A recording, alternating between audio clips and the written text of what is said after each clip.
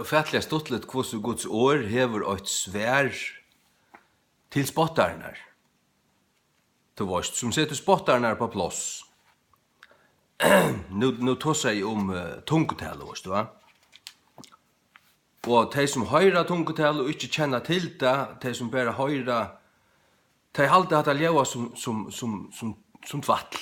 Gibberish blir det kallet det, du vet. Gibberish bare skilalest tås, du vet det. Og ofta det bråte og det forspekler fram etter, du vet, og så nøkker året til at akkurat som det hakkar. Tja nekvun tar du hører deg bia og tås i tungen. Og til sørste innslæren så leser jeg fra Jesaja 28. Men Jesaja 28, vet du, her stendte det, til jeg vil stemmande vørren, og en ærare tungo vil han tala til disse folks. Stemmande vørren. Det gibberish. Så det kallar det gibberish, det er god langt å kalla det. God langt å kalla det gibberish. Tøy at du at det her.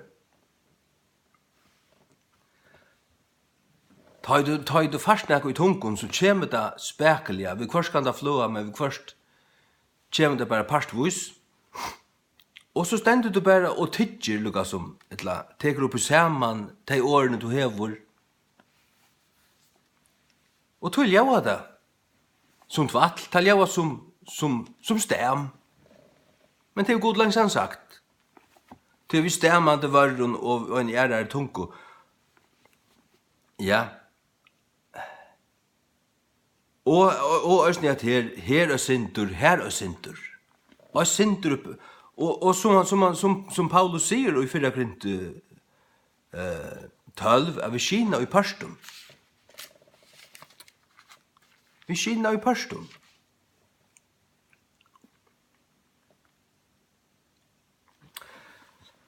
Altså, og grunden til at man vet at det her tja Jesaja 28, 12 om tungotalo, det tog at i 4 Korint 14, 21 stendte det. Han citerer det. Tog vet at det en tungotalo. 4 Korint 14, 21. Og i lauene stendur skriva. Han sier i lauene, men han mener egentlig vi i Gamla testamentet. Og i lauene, det i Toraine. Vi mannen av ørontungun og av ørontungun og øronvørrun ville tala vi hetta folk. Hatta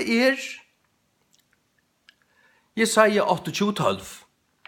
Og bønt åren til stendur i vers 11. Tog jeg vil stemmande vørrun og en ærar tungu vil han tala til dessa folks. Gibberish. Så tid babsar og ærer avvidande klottar som kalla tungutale fyrir skilalest tås.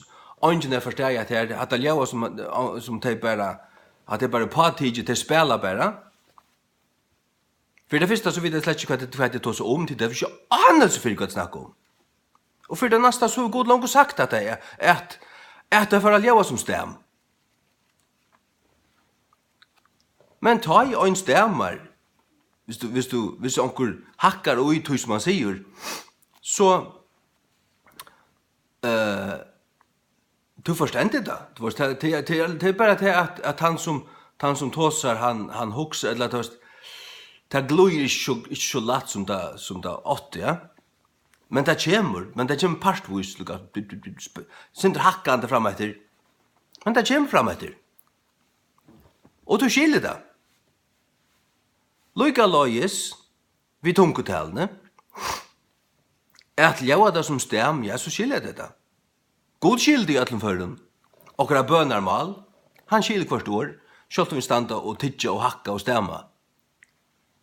Det skjer han. Han har langt sagt det, at det er for å leve som stem. Gjør så vel.